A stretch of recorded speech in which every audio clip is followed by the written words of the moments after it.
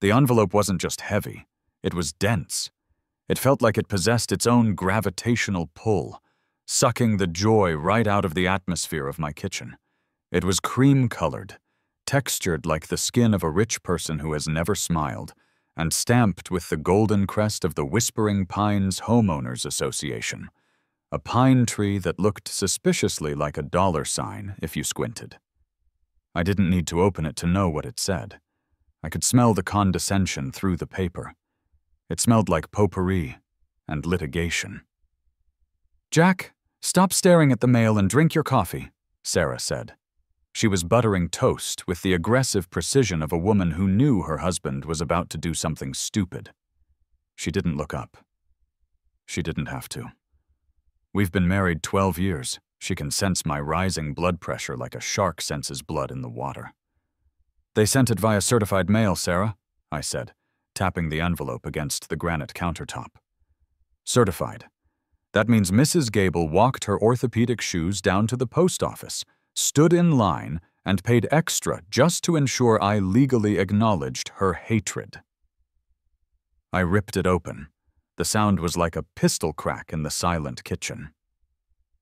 Violation Notice, number 492, B. Unauthorized, proposed livestock acquisition. I scanned the document. It was 3 pages long, single-spaced, Times New Roman, the font of bureaucracy. "Dear Mr. Thompson," I read aloud, adopting the nasal, pinched voice I imagined Mrs. Gable used when scolding clouds for blocking the sun.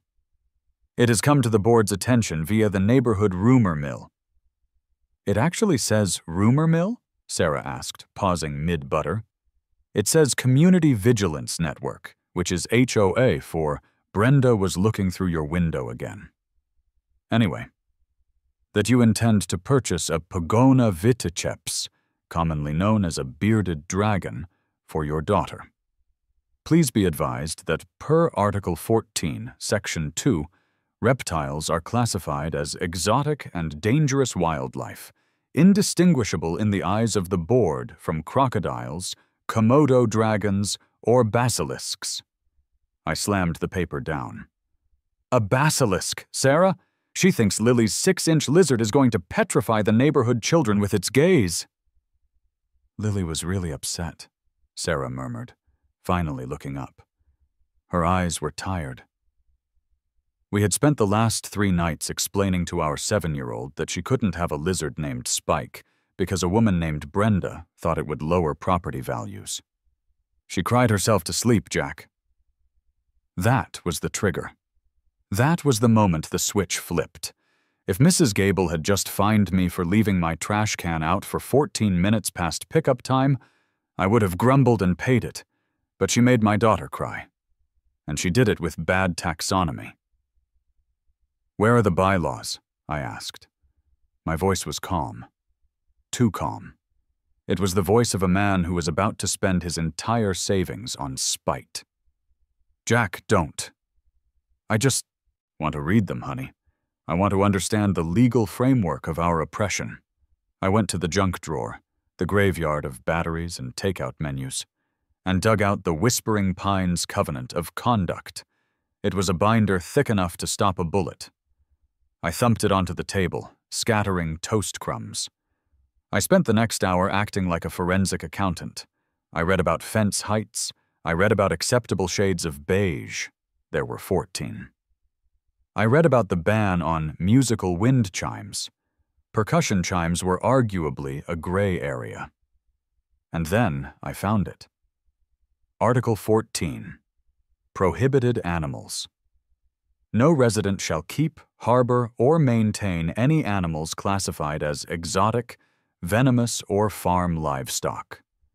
This includes, but is not limited to, snakes, lizards, pigs, cows, goats, and big cats. I ran my finger down the page. There it was, the shield Mrs. Gable had used to smash Lily's dreams. But then my finger slipped to the next paragraph. The exemption clause. Article 14, Section B. Permitted standard issue domestic animals. Residents are permitted to keep household pets defined as standard issue domestic animals. For the purposes of this covenant, this category is strictly limited to canines, felines, and common domestic fowl traditionally maintained for household companionship or sustenance, provided they are not used for commercial farming. I froze. I reread it. I read it a third time, my lips moving silently. Common domestic fowl, I whispered. Jack? Sarah asked. She had moved on to loading the dishwasher, but she stopped. Why are you smiling? You look like the Joker. Sarah, I said, standing up slowly. Do you know what a chicken is? A bird? No. Legally speaking, according to the document Mrs. Brenda Gable wrote herself in 1998, a chicken is a common domestic fowl traditionally maintained for sustenance. It is not a farm animal, not here. Here, it is a pet, a standard-issue domestic animal. Jack, no. It doesn't say no roosters. It doesn't say limit of 3. It just says fowl. Do you know what else is a fowl? A peacock, a guinea hen, a turkey. We are not getting a peacock. Fine, we'll be modest. We'll stick to chickens. But not just any chickens, Sarah. I'm not going to Tractor Supply and buying some quiet, polite Rhode Island Reds. Oh no. I grabbed the car keys. I'm going to get the weird ones. I'm going to get the loud ones. I'm going to get birds that look like they were designed by Jim Henson on an acid trip. She will fine us, Sarah warned, though I saw the corner of her mouth twitch. She hated Gable, too. Gable once measured our grass with a ruler. Let her try, I said, grabbing my jacket. She banned a lizard because it was exotic. So I'm going to bring home a flock of dinosaurs and register them as breakfast hounds. It's a matter of principle. It's a matter of midlife crisis, Sarah corrected. Tomato, tomato. I'll be back in 3 hours. Clear out the shed. We have tenants coming. The transition from suburban hellscape to actual country happened terrifyingly fast. 1 minute, I was passing a Starbucks and a gluten-free yoga studio. 10 minutes later, I was driving past a barn that had collapsed in the 70s, and nobody had bothered to move it. I pulled my Honda Odyssey into the gravel lot of Miller's Feed Seed and Apocalyptic Supplies.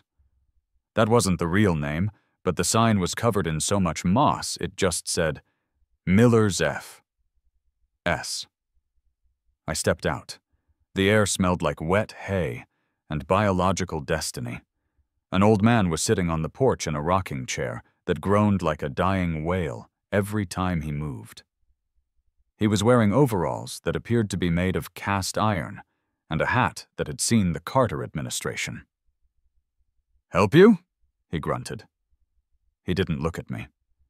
He was whittling a piece of wood that looked suspiciously like a shiv. "I need chickens," I said, trying to project an aura of rural competence. I hooked my thumbs in my belt loops. I immediately felt like an idiot. "For homesteading, in the suburbs." The old man stopped whittling. He looked at my loafers. He looked at my manicured fingernails. He looked at the Honda Odyssey.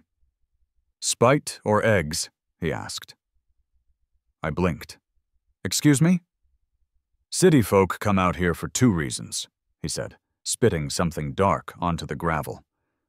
"Either they want fresh eggs because they watched a documentary on Netflix, or they hate their neighbors. You got hate written all over that polo shirt." "Spite," I admitted. Pure, unadulterated, legally binding spite. Old Man Miller cracked a smile that revealed a terrifying lack of dentistry. He slapped his knee and stood up. "Come with me, son. I got just the birds. You want loud?" "I want distinct," I said. "I want birds that make a statement. And that statement should be, I am here and I am confusing." We walked into the back barn. It was a cacophony of cheeps, squawks, and rustling feathers. Dust motes danced in the shafts of sunlight. Miller walked past the rows of normal-looking brown chickens. "These here are I-say browns," Miller said dismissively. "Good layers, quiet, docile, boring. You don't want these, you want the freak show." He led me to a pen in the back corner. Inside were creatures that defied evolutionary logic. "What is that?" I pointed to a bird that looked like it had exploded, its feathers curled outward in every direction. It looked like a feather duster that had been electrocuted. "Frizzle," Miller said. "Looks like a bad hair day. Acts like a velociraptor on espresso. Good for shock value." "I'll take 2, I said. "Now, look at this one." Miller pointed to a bird with a giant puffball of feathers on its head, completely obscuring its eyes. It walked into the wall, backed up, and walked into the wall again. "Polish crested, dumb as a bag of hammers, screams like a banshee if it loses its friends. Great personality." 3 of those, I said. "I love the afro." "And finally," Miller whispered, leaning over a reinforced pen, "the nuclear option." Inside was a bird that wasn't a bird. It was a shadow. It was massive. It was entirely black. Feathers, beak, comb, feet. Even its eyes seemed to absorb the light. It stood a head taller than the others and radiated an aura of menace. "Jersey Giant?" I guessed, remembering my Google search. "I am Samani mixed with Jersey," Miller corrected. "Gothic, broody, stares into your soul. If you put this in a yard, property values don't just go down. They get haunted." "Perfect," I said. "I'll name her Gable." 30 minutes later, I was $400 poorer and the owner of 6 birds that looked less like livestock and more like a traveling circus troupe. I loaded the cardboard carriers into the back of the Odyssey. The smell was instant and overpowering. "Good luck, son," Miller called out as I reversed. "Remember, chickens don't respect boundaries, or God." I drove home with the windows down, the sound of muffled clucking filling the car. I felt alive. I felt dangerous. I felt like a man who was about to ruin the tranquility of a cul-de-sac forever. When I got home, I didn't go to the backyard immediately. I went to my office. I pulled up the Whispering Pines HOA portal, a website that looked like it was built in 1999 and crashed if you tried to upload a PDF larger than a kilobyte. I navigated to the new pet registration form. Owner name, Jack Thompson, address, 42 Maple Lane. Pet. Type. I paused. The drop-down menu had dog, cat, and other. I clicked other. Breed. I typed North American Domestic Breakfast Hounds. Description/color, variegated earth tones with decorative plumage. High-utility companion animals. Rabies tag number. I typed NA, avian exemption. I uploaded a picture of the frizzle, but I purposefully used a blurry filter so it just looked like a small, angry dog. I hit submit. The screen flashed green. Registration pending approval. Note: automatic approval granted for standard issue domestic animals if no objection filed within 24 hours. It was Friday afternoon. Mrs. Gable played bridge on Friday nights and didn't check the portal until Monday morning. By the time she saw this, the 24-hour window would be closed. My breakfast hounds would be grandfathered in.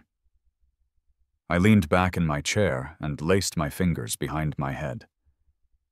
From the garage, A muffled squay habua que pierced the silence. It was the most beautiful sound I had ever heard. "Welcome home, ladies," I whispered. "Let the games begin." If you want to build a patio in Whispering Pines, you hire a company called Verdant Visions. They wear polo shirts, drive clean white vans, and charge you $45 for a consultation where they tell you your aura doesn't match the slate pavers. If you want to build a spite fence or a bunker disguised as a garden shed, you call Tony. I found Tony's number on a tear-off flyer taped to a dumpster behind a liquefied smoothie shop. The flyer just said, "I build stuff. No permits? No problem. Call Tony." Tony arrived at my house at 6:00 a.m. on Saturday. His truck was a Ford F-150 that had been through a war, possibly several. It was held together by rust and bumper stickers that said things like, "My other ride is your mom," and "Honk if parts fall off." He stepped out of the cab. He was shaped like a vending machine, rectangular, dense, and capable of crushing you if tipped over. He had a cigar unlit in the corner of his mouth and was holding a sledgehammer like it was a bouquet of flowers. "You Jack?" he asked. His voice sounded like a cement mixer full of gravel. "I'm Jack," I said, sipping my coffee on the porch. "You Tony?" "Depends. Who's asking? The city? The homeowners association?" Tony spat on my lawn. It was a gesture of profound disrespect. "I hate HOAs. Bunch of power-tripping librarians with clipboards. Show me the job." I led him to the backyard. It was a pristine square of green, bordered by the enemy territory of Mrs. Gable's yard to the left. Her prize-winning hydrangeas were staring at us judgmentally over the low, white fence. "I need a coop," I said. "But not just a coop. I need a fortress. It needs to be predator-proof, weather-proof, and specifically designed to be technically legal but spiritually offensive." Tony nodded, pulling a crumpled napkin and a carpenter's pencil from his pocket. "What are we talking regarding specs? You got setbacks? You got height restrictions?" "It has to be under 8 feet tall," I recited from memory. "It must be painted in earth tones. It cannot exceed 100 square feet." Tony squinted at the yard. He started pacing, counting off steps. "Earth tones," Tony mused. "That's a wide palette, boss. You got your browns, your greens. You got your nuclear fallout gray. I got a bucket of paint left over from a job at a waste treatment plant. It's called sludge. It's very earthy." "Perfect," I said. "And the wire? It needs to hold back raccoons." "Raccoons?" Tony scoffed. "Boss, I build for bears. I build for zombies. I'm gonna use hardware cloth so thick you could bounce a bullet off it. We'll sink the posts in concrete. We'll run a skirt of wire underground so nothing can dig in. This ain't gonna be a coop. It's gonna be Attica for poultry." "Can we add a disco ball?" I asked. "For enrichment?" Tony didn't even blink. "Interior decor ain't in the building code. I'll hook up a solar panel. We can put a strobe light in there if you want." The construction began immediately. Tony didn't measure twice and cut once. He measured with his eyes and cut with a terrifying amount of confidence. The sound of saw blades and nail guns shattered the Saturday morning peace. By noon, the skeleton of the structure was up. It was aggressive. It loomed. At 12:15 p.m., the enemy appeared. I saw her over the fence first. Mrs. Brenda Gable.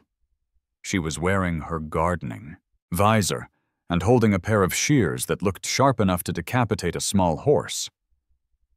She was staring at Tony's truck, which was currently parked on my lawn, leaking a small amount of oil onto the fescue.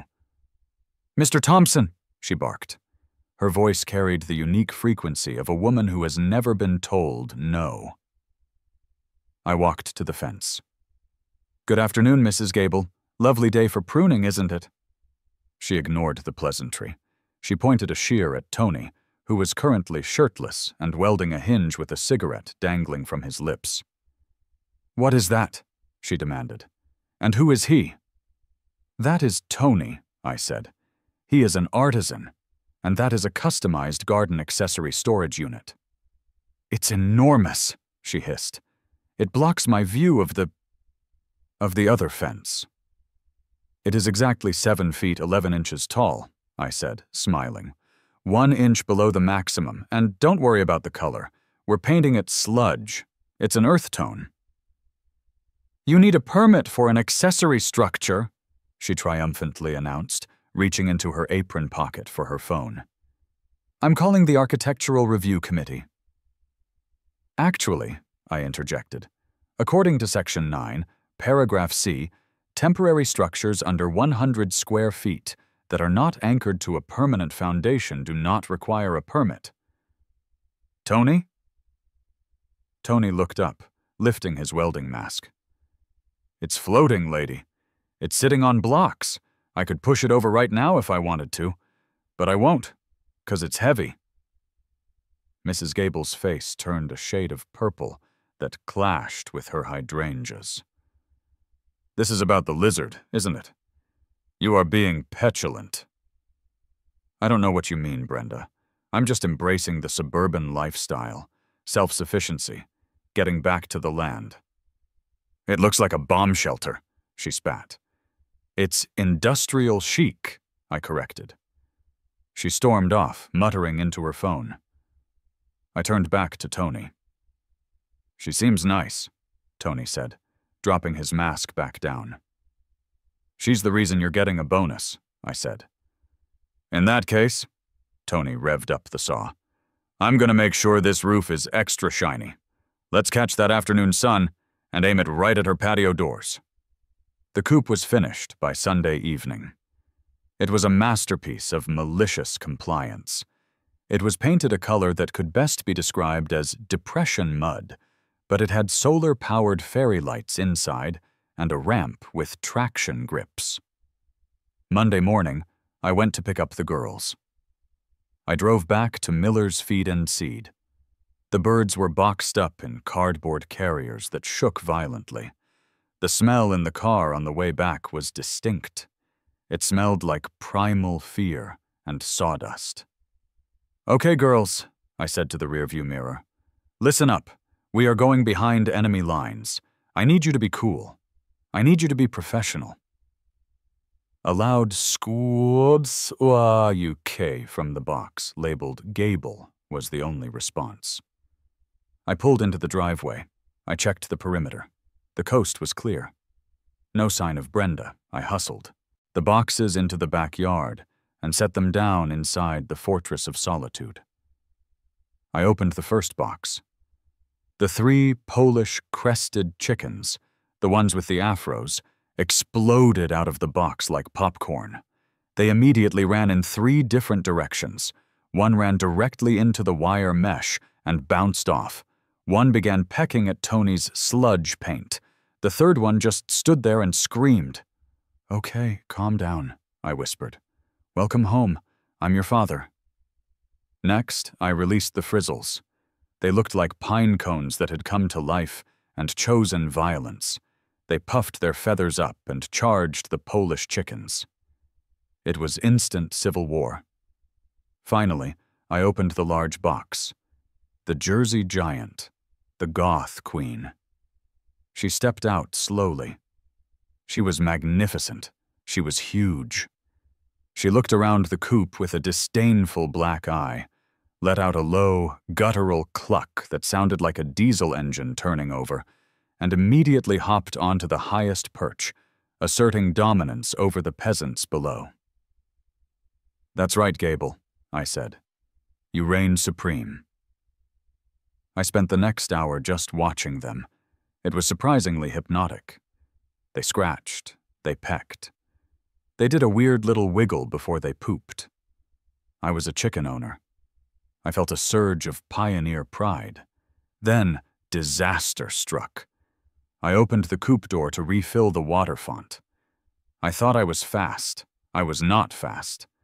Lady Gaga, the white frizzle with the attitude problem, saw the gap. She didn't run. She teleported. 1 second she was by the feeder, the next, she was between my legs and sprinting across the manicured lawn of freedom. "No, Gaga, heel!" I shouted, chasing after her. Chickens, I learned in that moment, are aerodynamic geniuses when they want to be.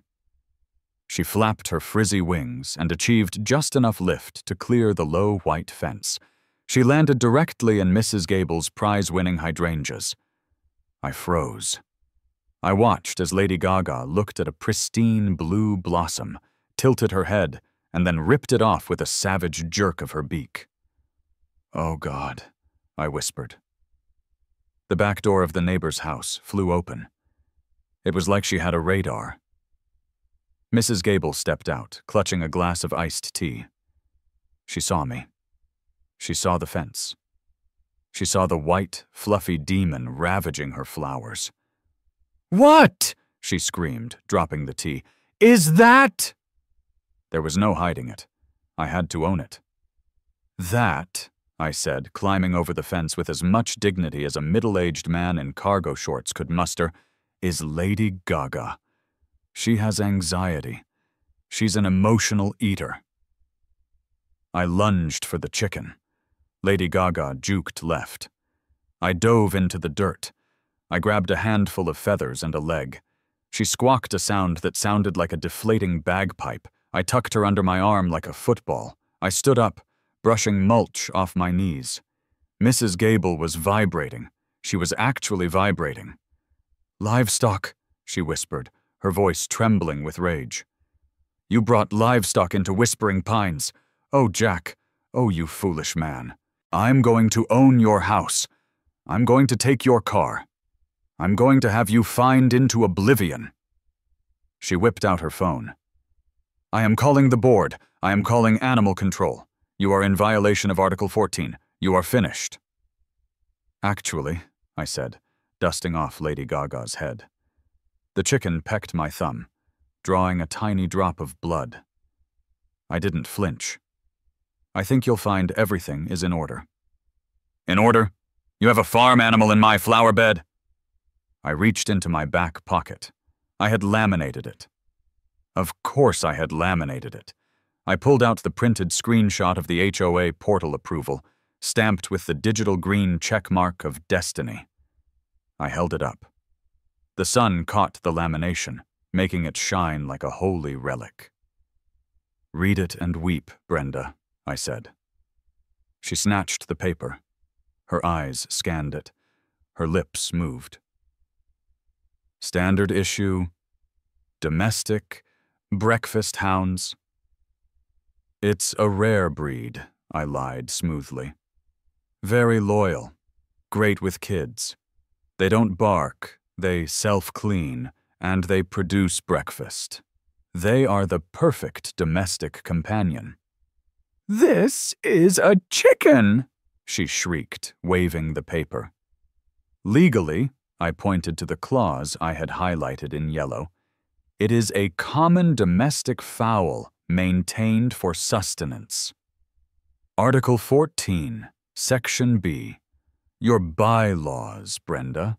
You wrote them. You left the door wide open, and Lady Gaga just walked right through it.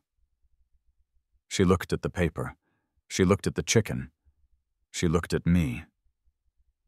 "I will amend the bylaws," she hissed. "I will call an emergency meeting tonight."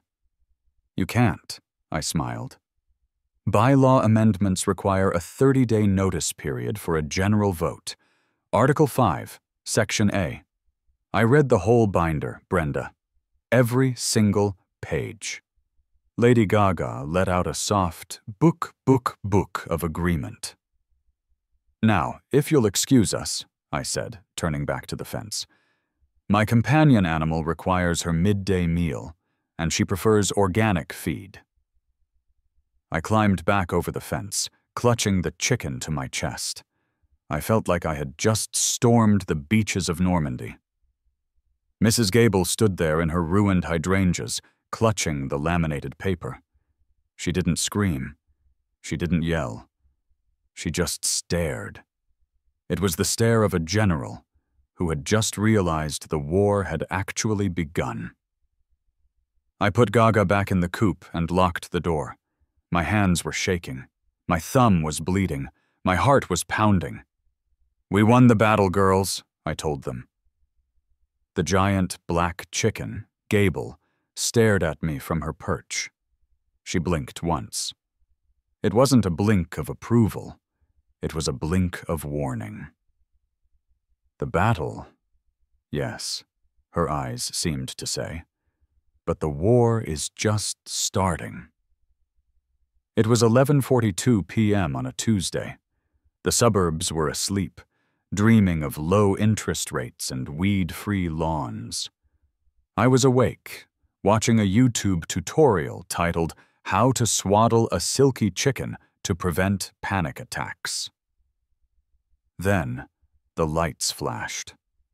Red and blue strobe lights cut through my living room curtains, dancing across the walls like a disco for the criminally insane. Siren chirped once, that short, aggressive whoop-whoop that means open the door or we're kicking it in. "Jack," Sarah whispered from the top of the stairs. She was wearing her "I told you so" bathrobe. "The police are here." "Stay calm," I said, pausing the video. "This is standard procedure for a high-stakes livestock operation." I opened the front door. Standing on my welcome mat was an officer who looked like he had been awake since the Nixon administration. His name tag read Ramirez. He held a lukewarm cup of gas station coffee in one hand and a flashlight in the other. He didn't look angry. He looked like a man whose soul had been slowly eroded by years of noise complaints about pickleball. "Mr. Thompson?" he asked. "That's me, officer. Is there a problem? Did someone steal my recycling bin again?" Ramirez sighed. It was a long, heavy sigh that smelled of stale donuts. "Sir, we received a call reporting a domestic disturbance involving exotic wildlife and potential ritualistic screaming." I looked past Ramirez. Standing on the sidewalk, wrapped in a floral housecoat and clutching her phone like a holy symbol, was Mrs. Gable. She pointed a trembling finger at my house. "He's hoarding beasts!" she shrieked. "I heard them! They are crying out for blood!" "Beasts?" I asked Ramirez. "She mentioned velociraptors, sir. I'm assuming she's exaggerating or I need to call SWAT." "Come with me, officer," I said, stepping aside. We walked through the house to the backyard. I flipped on the patio light.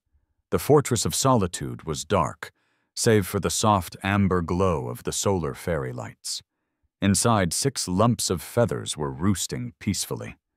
Then, Cluck Norris, one of the Polish crested hens, had a nightmare.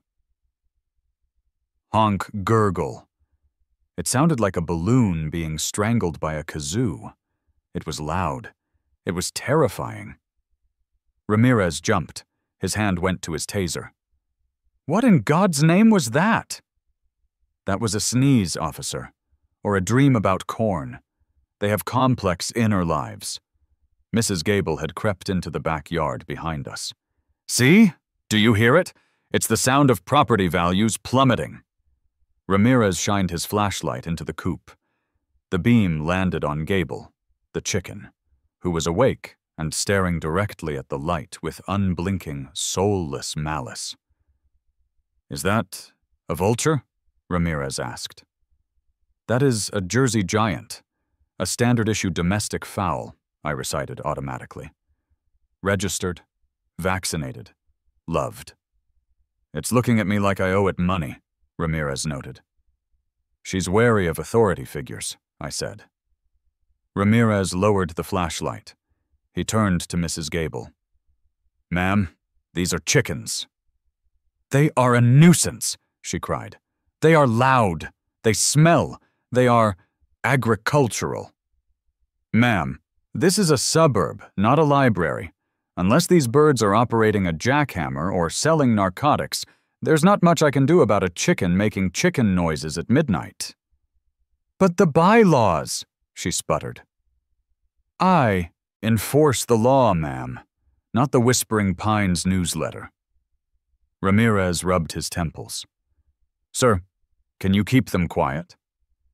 I can try playing smooth jazz, I offered. They like Kenny G. Ramirez looked at me. He looked at the coop. He looked at Mrs. Gable, who was now trying to take a flash photo of a pile of chicken poop as evidence.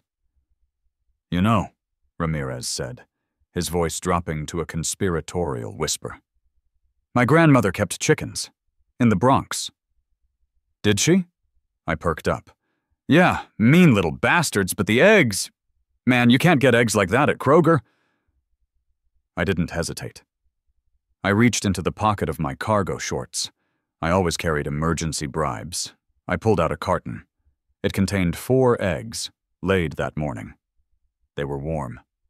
They were varied in color, blue, brown, and a speckled olive green. Officer, I said, sliding the carton into his hand. Evidence. He opened the carton. He looked at the eggs. A small, genuine smile cracked his tired face. I'm going to need to confiscate these for forensic analysis, he said, tucking them into his vest. Understood, officer. Ramirez turned back to Mrs. Gable. Mrs. Gable, go to bed. If you call 911 again because a bird sneezed, I'm citing you for misuse of emergency services. He walked away. Mrs. Gable stood there, mouth agape, watching the flashing lights fade into the night. You bribed a police officer, she whispered, horrified. I shared agricultural surplus, I corrected. Good night, Brenda.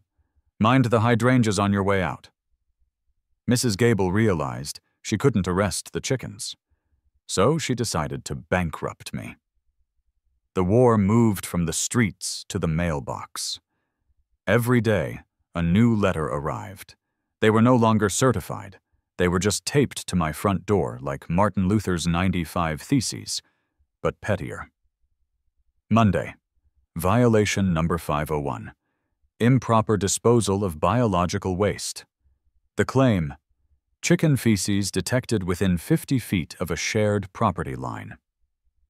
The fine, $150. I responded by purchasing chicken diapers. Yes, they exist. They come in floral patterns. I spent an entire Saturday afternoon wrestling 6 confused birds into suspender-held pouches. Lady Gaga now walked around the yard wearing a denim print diaper that made her look like a tiny, angry mechanic. I took a photo of her, dated it, and emailed it to the board with the subject line, Containment achieved. Wednesday. Violation number 504. Unauthorized broadcast of audible nuisance. The claim, sustained clucking exceeds the decibel limit for ambient nature sounds, wind, gentle rain, songbirds. The fine, $200. I went to Amazon. I bought soundproofing foam, the kind they use in recording studios. Tony came back. We lined the entire interior of the coop with acoustic wedges. The coop now looked like a recording booth for a hip-hop album. When the chicken screamed inside, it sounded like a muted television in the next room. Friday. Violation of 509. Aesthetic non-compliance of accessory structure. The claim. The structure, the coop, does not match the architectural vernacular of the primary dwelling. The sludge paint color is not on the approved swatch list for 2024.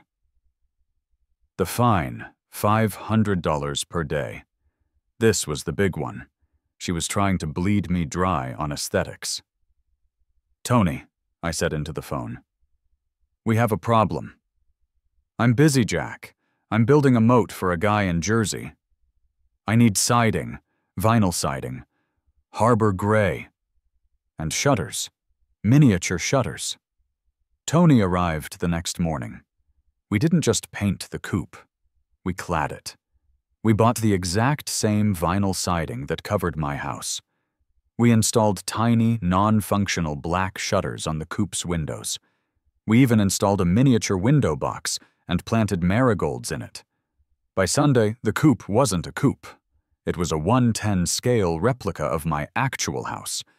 It looked adorable. It looked like my house had a baby. Mrs. Gable walked by as I was installing the tiny brass house numbers, 4211. "It matches," I called out, waving a caulking gun. "I even color-matched the shingles. I have the receipts." She didn't say anything. She just stared at the miniature house, her eye twitching. She was running out of ammo. But I wasn't done. I wanted to break her spirit. I started training Lady Gaga. Silkies are food-motivated. Mrs. Gable walked her poodle, Princess Buttercup, every evening at 600 p.m. sharp. They walked the same route, past my house, down the sidewalk, to the cul-de-sac, and back. I began waiting. At 5:55 p.m., I would put Lady Gaga on a leash, also a real product, the chicken harness. When Gable appeared, I would step out. "Evening walk, Brenda?" I'd ask cheerfully. "Don't speak to me," she'd mutter, dragging the poodle, who was terrified of the chickens. "Come along, Gaga," I'd say. And we would follow her. We stayed exactly 6 feet behind her. I trained Gaga to match the poodle's pace.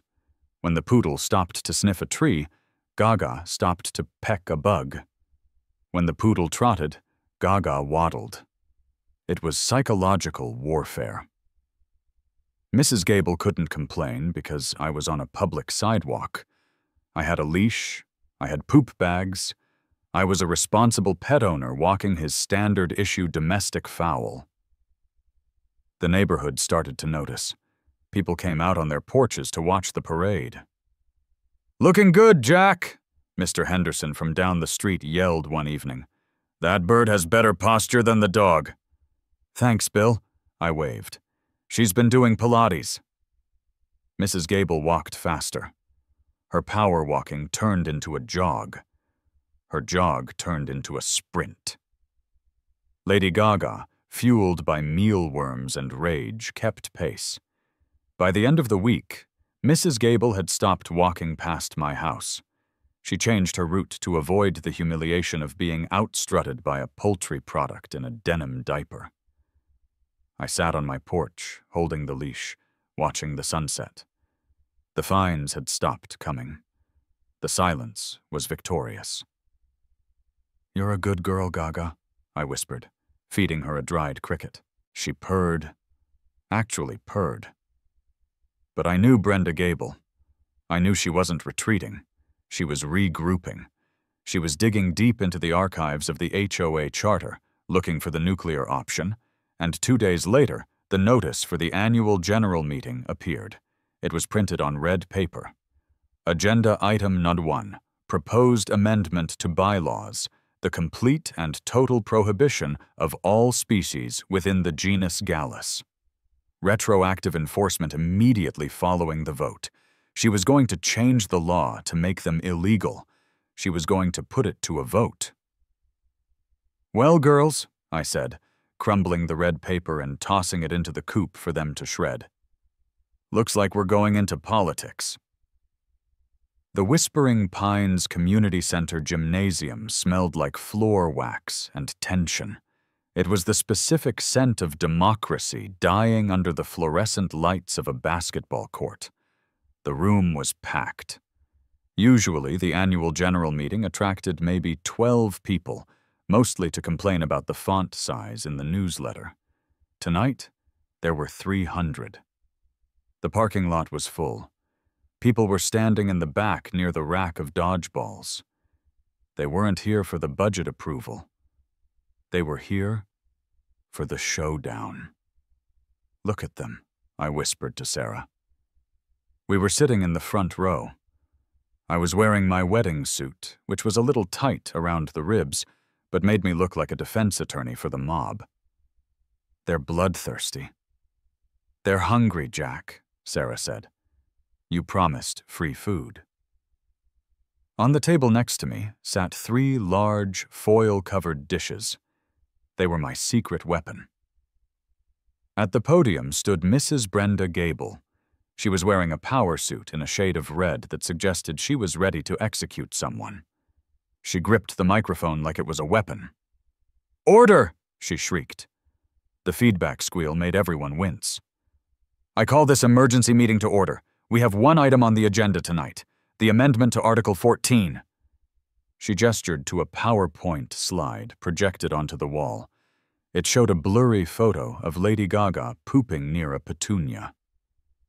"For weeks," Gable began, her voice trembling with theatrical vibrato, "our community has been under siege.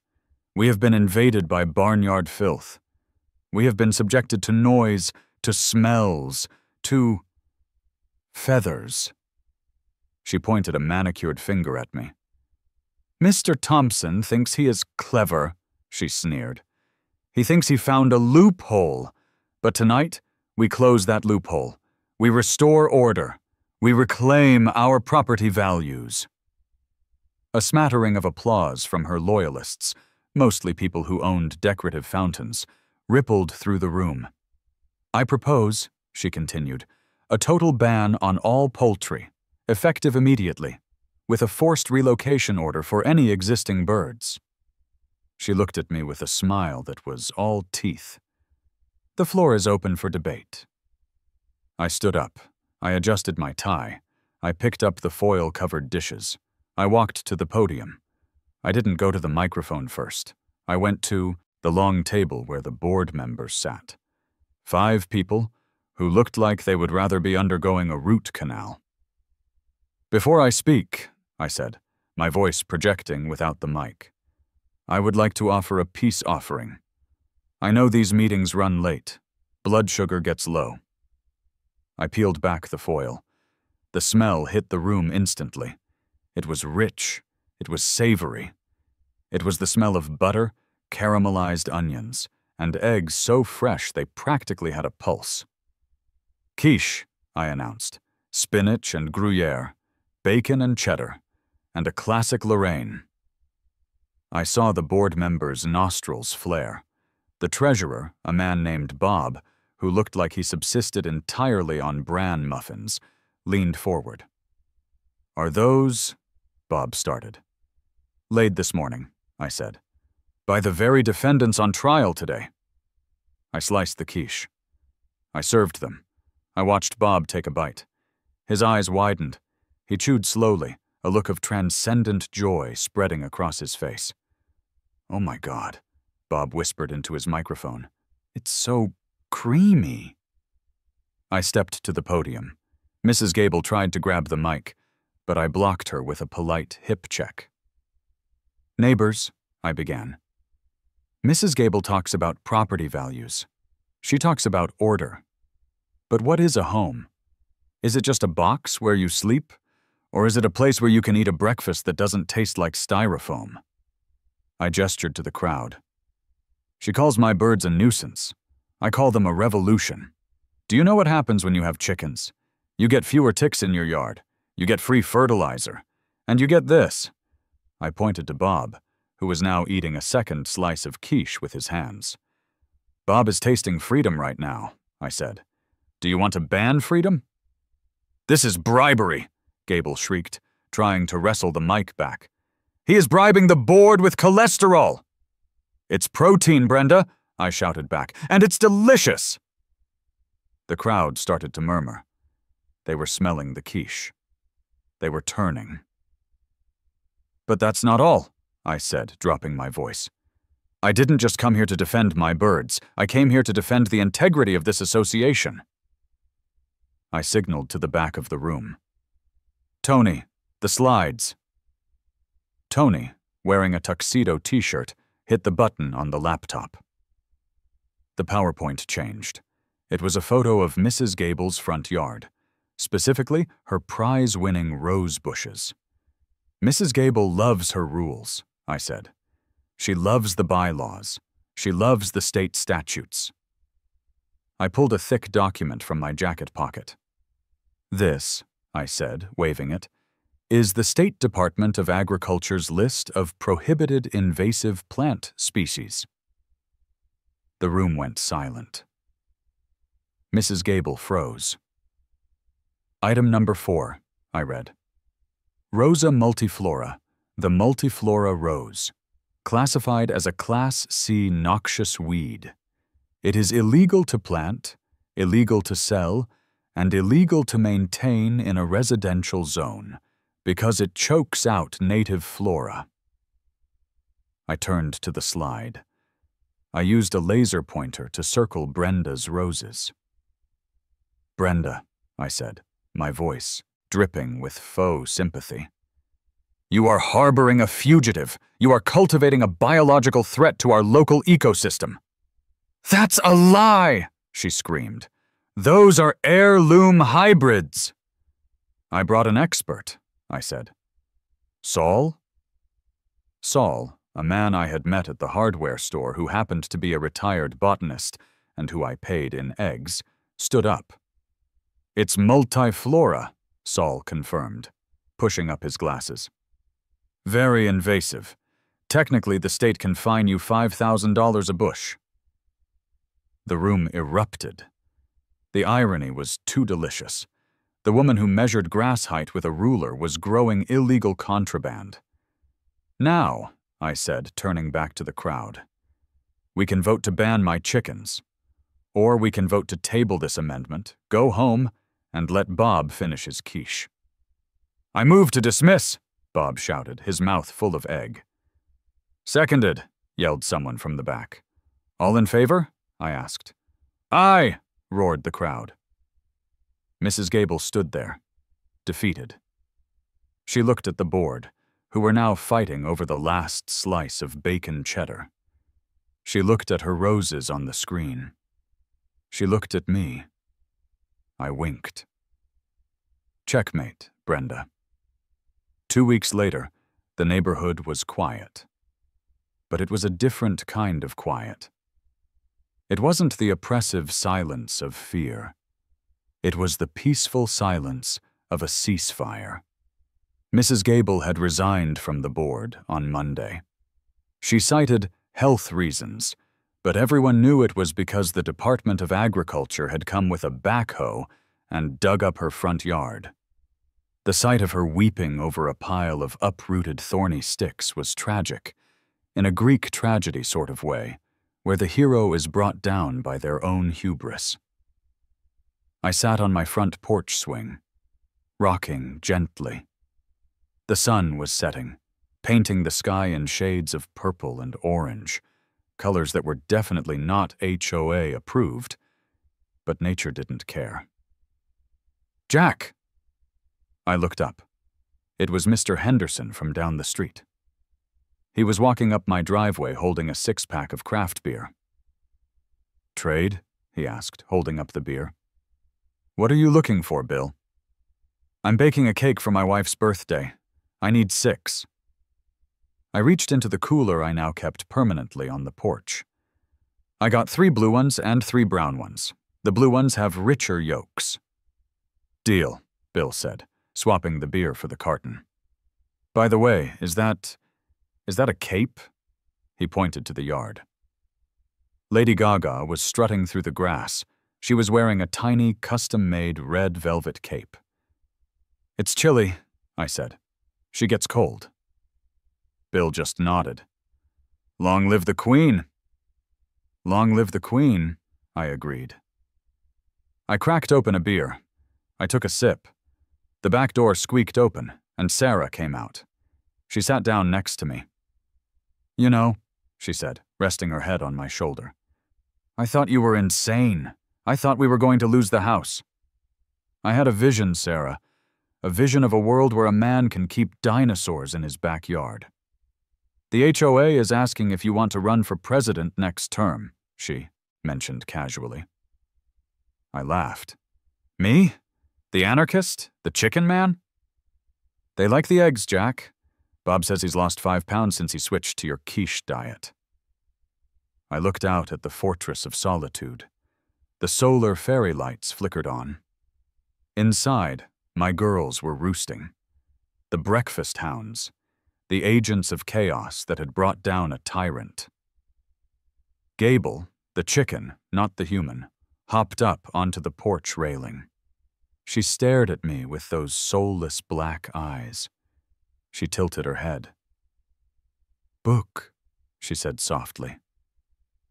I reached out and scratched her wattle. She leaned into it. They said it was a residential zone, I told Sarah, taking another sip of beer. I told them it was a free-range zone. I looked at the empty spot where Mrs. Gable's roses used to be. "Pass the hot sauce, honey. I think we're having scrambled eggs for dinner."